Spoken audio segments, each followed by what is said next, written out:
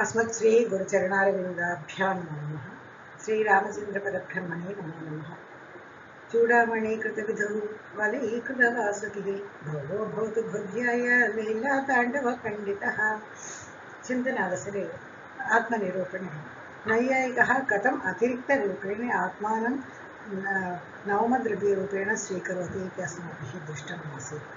तदनन्तरम् आत्मा इति अतिरिक्तपदार्थः किमर्थं शरीरे वा इन्द्रिये वा मनसि वा तदेव आत्मा कर्तुं सम्यक् स्यात् अतिरिक्तस्य आवश्यकता किमिति चार्वाकमतम् आसीत्। शरीरस्य उपचय अपचयैः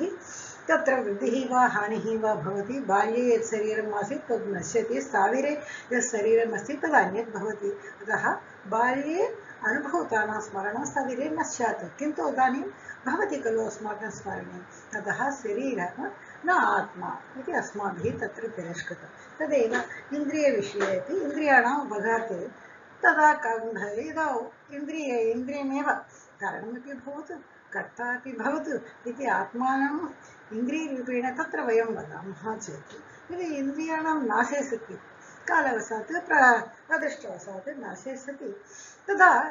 तत्र आत्मनः अपि नाशः भवेत् खलु। तदा कथम् उपघाते कथं स्मरणं भवेत्? किन्तु यद्दृष्टम् एकेन यद्दृष्टं तदनन्तरं कालान्तरेण चक्षुः नश्यति चेदपि स्मरणं भवति खलु। तत् कथम्? अतः इन्द्रिये आत्मानम् एवं स्थापयितुं न शक्यते इति नैयायिकैः तत्रापि तिरस्कृतम् आसीत्। मनसि भवतु नित्यमेव खलु इत्युक्ते मनसः अणुत्वम् अस्ति खलु। अणुः प्रत्यक्षयोग्यः नास्ति, महत्परिमाणं तत्र अपेक्षते। अतः मनस्यपि वयं कर्तुं न शक्नुमः इति तत्रापि नैयायिकैः चार्वाकमतखण्डनम् आसीत्। तदा गौतमवादी किं वदति? क्षणिकविज्ञानं स्वीकरोतु। तेषां क्षणिकविज्ञानं नाम द्वितीयक्षणे एव नश्यति। केवलं धारा वर्तते, तद्धारापि सः प्रवृत्तिज्ञानधारा इति आलयधारा इति अपि आलयविज्ञानधारा प्रवृत्तिविज्ञानधारा इति वदति। यत्र अवभासः भवति घटपटादीनां तत्र वदति सः प्रवृत्तिविज्ञानधारा इति। सुषुप्तादौ यत्र अवभासः न भवति तत्र आलयधारा इति वदति। एवं स्वीकारेण सम्यक् भवति इति गौतमतः वादः। किन्तु तदा विज्ञानधारा ज्ञानम् इत्युक्ते सविषयकमेव भवेत्। यदि निर्विषयकत्वम् इति चेत् ज्ञानरूपेण प्रमाणाभावात् तत्र कर्तुं न शक्यते। यदि सविषयकत्वम् इत्युक्ते जगद्विषयकत्वं वा या यत्किञ्चित् विषयकत्वं वा। यावद्विषयकत्वम् इति चेत् सर्वेषां सर्वज्ञत्वं सिद्ध्यति। यदि यत्किञ्चित् विषयत्वम् इति वदामः तस्य एकस्मिन् अस्ति घटस्य एव ज्ञानं स्यात्, किमर्थं पटस्य ज्ञानं तत्र नास्ति? किमर्थम् अन्यस्मिन् मृगस्य ज्ञानं नास्ति, पक्षिणः ज्ञानं नास्ति इत्यादिकं तत्र वर्तते, विनिगमनाग्रहः वर्तते इति तत्र। तदेव सुषुप्तावपि अवभासः भवत्येव खलु। तदा विज्ञानधारा सर्वदा वर्तते चेत् तत्र एवमादीनि उक्त्वा तेषामपि क्षणिकविज्ञानम् एव आत्मा इति स्वीकर्तुं नैयायिकः नाङ्गीकरोति। एतावत्पर्यन्तम् अस्माभिः दृष्टम् अस्ति। इदानीम् अद्वैतवेदान्तवादी वदति अस्तु तर्हि क्षणिकविज्ञाने गौरवात् गौरवः अस्ति, अतिशयरूपज्ञानं स्वीकरणीयम् इति उक्तं खलु बहुधा। एवं कल्पनादिकम् अति गौरवं स्यात् इति नैयायिकैरपि उक्तम् आसीत्। क्षणिकविज्ञाने गौरवात् नित्यविज्ञानमेव आत्मा। अस्माकं मध्ये तु क्षणिकविज्ञानं नास्ति, नित्यविज्ञानमेव आत्मा भवति खलु। तत् स्वीकर्तुं शक्यते भवद्भिः इति। तदा तदपि विज्ञानमेव खलु। यत्र कुत्रापि विज्ञानं ज्ञानम् इत्यस्ति चेत् सविषयकत्वमेव भवेत्। यदि सविषयकत्वं नास्ति इति वदामः, निर्विषयकत्वम् इत्युक्ते ज्ञानस्य सिद्धिः न भवेत्। अत्रापि सविषयकत्वं वा निर्विषयकत्वं वा किम् अस्ति तत्र? अत्रापि यावत् जगद्विषयकत्वं वा अन्यदा यत्किञ्चिदपि विषयत्वं वा अत्रापि तदेव प्रश्नः वर्तते। अतः अत्रापि नैयायिकः नाङ्गीकरोति। किन्तु वेदान्ती एवं तत्र उदाहरणानि प्रदर्शयति। अविनाशी वा अरेयम् आत्मा इति बृहदारण्यक उपनिषत् आसीत्। तत्र गार्ग्यं प्रति उक्तवान्। तदा अरे अयम् आत्मा अविनाशी इति बृहदारण्यके अस्ति। तदेव सत्यं ज्ञानम् अनन्तं ब्रह्म इति तैत्तिरीय उपनिषत् वर्तते। इत्यादि श्रुतयश्च श्रुतौ एव वर्तते खलु। श्रुतिप्रमाणं भवन्तः स्वीकुर्वन्ति खलु। अतः तद् नित्यविज्ञानमेव आत्मा भवति इति तेषां वादः इति चेत् न नैयायिका वदति तस्य सविषयकत्व असम्भवस्य दर्शितत्वात् प्रथममेव बौद्धानाम् अस्माकं दर्शितमेव तत्र सविषयकत्वं नास्ति तत् यत्र विषयकत्वस्य असम्भवः भवति सः ज्ञानरूपेण न स्वीक्रियते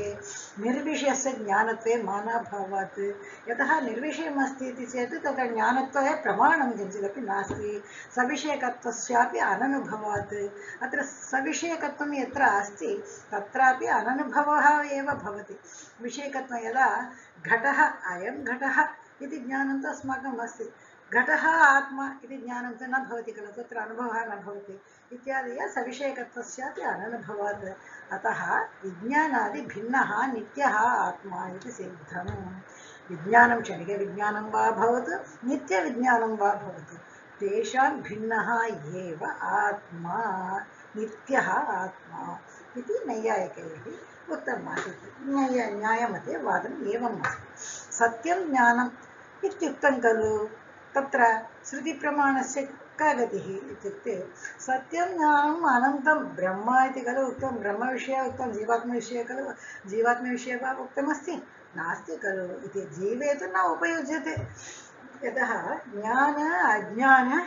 सुखित्वा दुःखित्वादिभिः जीवानां भेदसिद्धौ सुतराम् ईश्वरभेदः सिद्ध्यते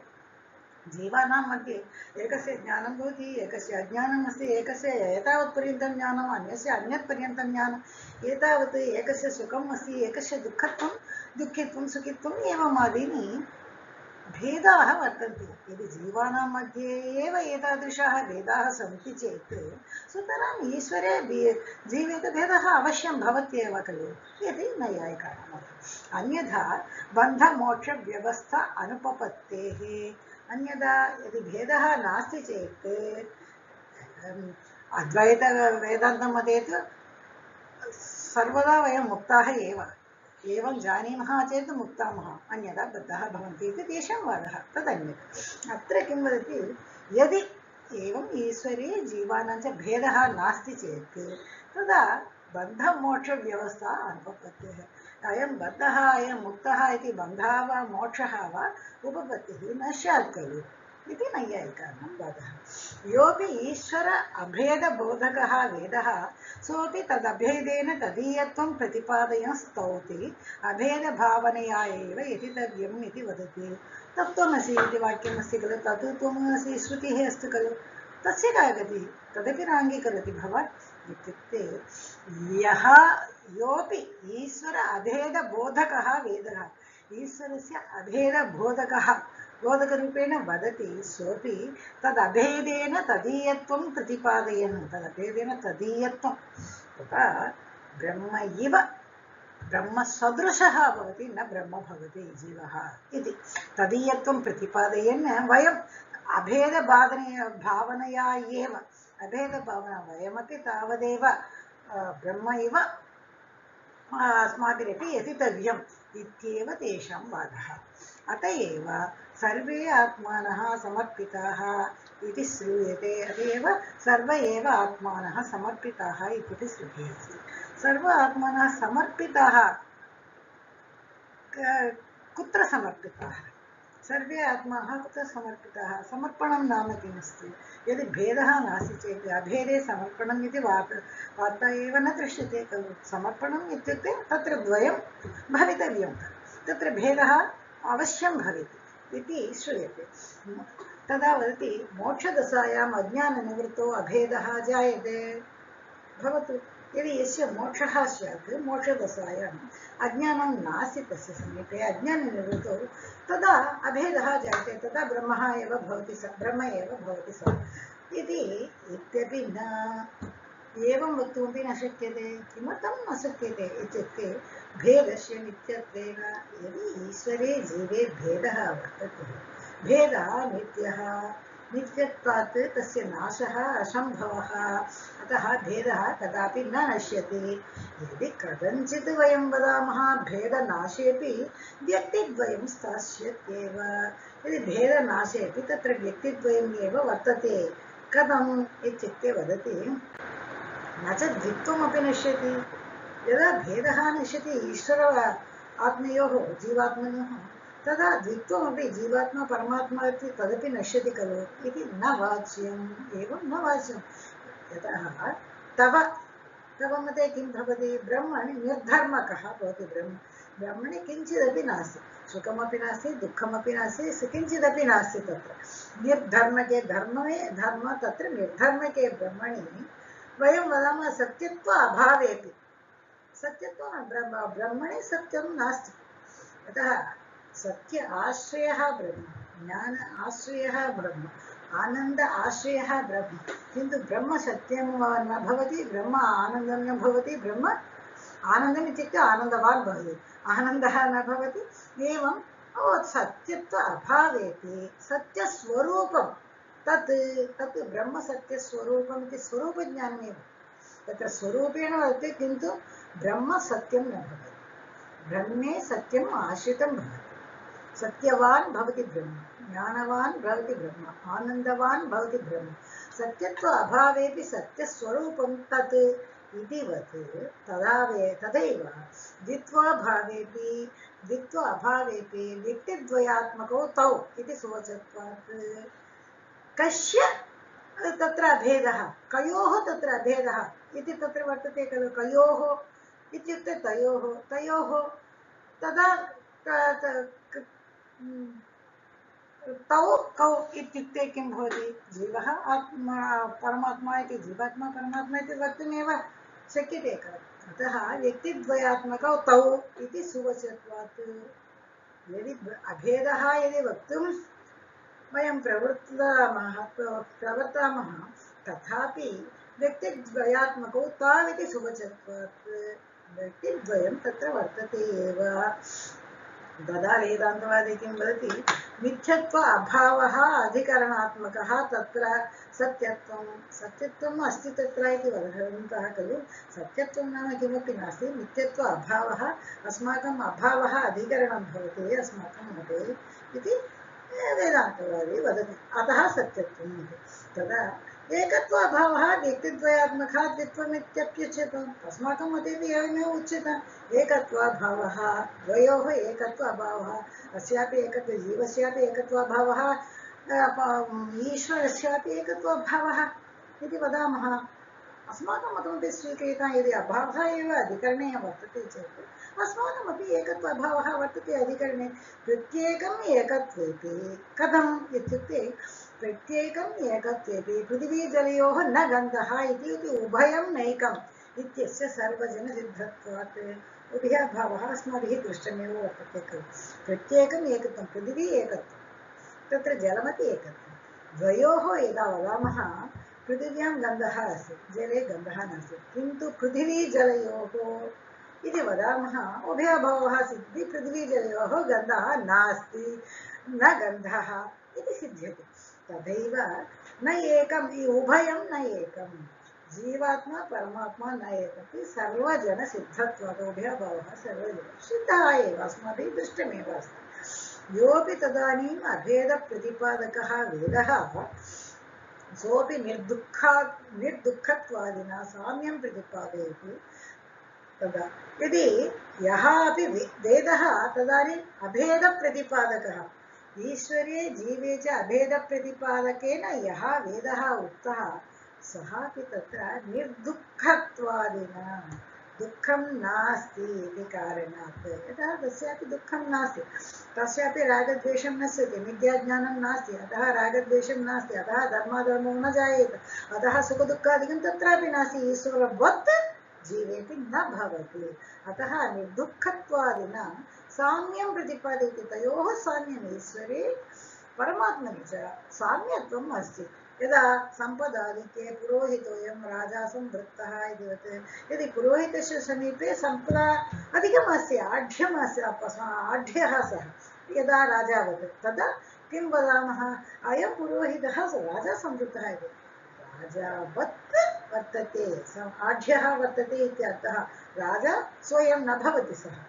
अत एव निरञ्जनः परमं साम्यम् उपैति इति श्रूयते एतदपि श्रुतिः निरञ्जनः अञ्जनः इत्युक्ते बन्धादिकं सुखदुःखादिकं वा तत्र बन्धनार्थं रागद्वेषादिकं वा तत् अञ्जनं भवति तत् निरञ्जनः इत्युक्ते तत्र नास्ति सुखदुःखादिकं यत्र रागद्वेषादिकं नास्ति सः निरञ्जनः सः परमं साम्यम् उपैति साम्यं भगवतः साम्यं परमं साम्यम् उपैति साम्यमेव भवति सः कदापि न भगवान् ईश्वरः न भवति परमात्मा न भवति तदेव एतत् पर्यन्तं जीवात्मना विषयम् उक्तम् इदानीम् ईश्वरः प्रथमम् उक्तं खलु सत्यं ज्ञानम् अनन्तं ब्रह्म ब्रह्मपरम् इति उक्तम् अनया एव अङ्गीकृतं तत्र तत्र ईश्वरोऽपि ज्ञानसुखात्मा इदानीं नैयायिकः ईश्वरः अपि न ज्ञानसुख आत्मा ईश्वरं ज्ञानात्मा इति वा सुखात्मा इति वा वयं वक्तुं न शक्नुमः किन्तु ज्ञानादि आश्रयः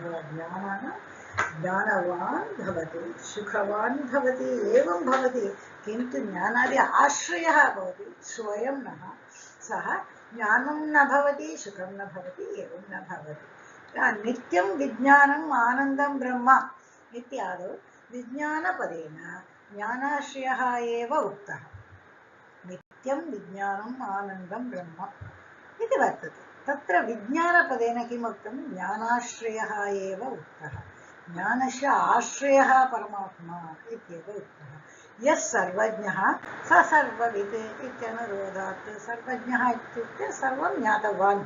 सर्वज्ञः इति सर्वज्ञानवान् इति खलु अर्थः तदेव यः सर्वज्ञः सः सर्ववित् सर्वं यः जानाति सः सर्वज्ञः इत्यनुरोधात् अतः ज्ञानाश्रयः भवति ज्ञानं स्वयं न भवति ईश्वर इति आनन्दम् इत्यस्यापि आनन्दवत् इत्यर्थः यदि आनन्दम् इत्युक्तं खलु ज्ञानम् आनन्दं ब्रह्म सुखम् इत्यादिकं वर्तते खलु आनन्दम् इत्युक्ते अर्ष आदित्वान् मत्वर्धीयोत्स्प्रत्ययः इति आनन्दशब्दः अस्ति आनन्दशब्दस्य आनन्दवान् इति मधुमन्तः पदम् अस्ति खलु तत्र मत्वर्धीयः तत्र अर्ष आदित्वात् मत्वर्धीयः तत्र अच् प्रत्ययः आनन्दशब्दस्य अच् प्रत्ययः तत्र वर्तते तत्र भवति अतः आनन्दम् इति भवति कथं भवान् एवं वक्तुं शक्यते इत्युक्ते अन्यदा पुल्लिङ्गत्वापत्तेः यदि आनन्दवान् इति मत्वर्धे एव आनन्दम् इति नपुंसकलिङ्गे वर्तते अन्यदा तु आनन्दः इति तदा ब्रह्मा आनन्दः इति पुल्लिङ्गे एव वक्तव्यम् अस्ति आनन्दम् इति उक्तत्वात् आनन्दवान् ब्रह्मा इत्येव आनन्दस्य आश्रयः ब्रह्मा इत्येव स्वीकरणीयं भवति इति आनन्दोऽपि आनन्दः इत्युक्ते किम् आनन्दः इति वस्तुः अस्ति वा इति चेत् दुःखाभावे उपचर्यते यत्र दुःखं नास्ति तत्र आनन्दः इति उच्यते तावदेव तदा भाराद्यपगमे सुखी सम्पृक्तोऽहम् इतिवत् यदि श्रमिकः भारं वहति तदनन्तरम् आगत्य यदि आतपे भारं वहति तदा तद् क्लेशः भवति तस्य तदनन्तरं तत्र भारं भुवि स्थाप्य तत्र वृक्षच्छायायाम् आगच्छति चेत् सुखम् अनुभवति नाम सुखम् अस्ति तस्य क्लेशः तत्र नष्टः भवति दुःखाभावः एव सुखः इति तदेव अस्तु वा नैयायिकानामपि एकमते वदन्ति अस्तु वा तस्मिन् आनन्दः ब्रह्मणि आनन्दः भवतु वयम् अङ्गीकुर्मः किन्तु न तु असौ आनन्दः किन्तु ब्रह्म आनन्दस्वरूपः नास्ति आनन्द आश्रयः एव असुखम् इति श्रुतेः असुखम् इत्युक्ते सुखभिन्नः सुखमपि परमात्मनि नास्ति यतः ब्रह्मणि नास्ति ब्रह्मणि निर्धर्मकः खलु ब्रह्मणि किञ्चिदपि नास्ति सर्वेषाम् आश्रयः एव स भवति इति तदा तत्र सः वदति न सुखभिन्नं न सुखम् असुखभिन्नम् इति किमर्थं स्वीकरणीयं न विद्यते सुखं यस्य कुतो न अर्थः स्वीकरणीयम् इति बहुव्रीहिसमासः तत्र अन्यपदप्रधानः भवति खलु बहुव्रीहिसमासः न विद्यते सुखं यस्य इति स्वीकरणीयं खलु इत्युक्ते न क्लिष्टकल्पनापत्तेः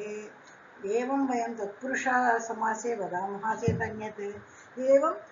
अन्यपदार्थप्रधान बहुव्रीह्यां क्लिष्टकल्पना तावत् कल्पना एव क्लिष्टेन तत्र अस्माकं स्वीकरणीयं भवति तत्तु प्रकरणे विरोधः भवति यतः तत्र बृहदारण्यक उपनिषदेव तद् अत्रैव सर्वमपि उक्तम् अन्यत् मन्त्रे अपि तत्र आगच्छति अशुकम् इति अस्थूलम् अनणु अहृष्वम् अधिगम् अलोहितम् अस्नेहम् अक्षायम् इति सर्वत्र नैतत्पुरुषसमासे एव वर्तते कुत्रापि बहुव्रीहिसमासे नास्ति अतः नैतत्पुरुषसमासे एव वर्तते तत्र एव अशुकम् इत्यपि वर्तते अतः तत्र वयं एकस्यैव बहुव्रीहिसमासं कुर्मः चेत् प्रकरणविरोधः भवति सर्वत्र तत्र समन्वयः न भवति इति आनन्दम् इत्यत्र मत्वर्धीय अत्स्मृत्य विरोधात् चेति संक्षेपः यदि अशुकम् इत्यत्र वयम् इदानीं बहुव्रीहिसमासे एवं वदामः चेत् तदेव आनन्दम् इति पदस्य यदा अस्माकम् उक्तं खलु आनन्दवान् इति यदा हर्ष आदित्वात् मत्वर्धीयो अत्स्मृतिः इति उक्तं तत्रापि विरोधः भवति अतः तावत् न स्वीकरणीयम् इति अत्रापि नैयायिकैः तेषां मतस्य यदा वेदान्तवादिनः अद्वैतवेदान्तवादिनः मतस्य खण्डनम् आसीत् धन्यवादाः सर्वे सन्तु सुखिनः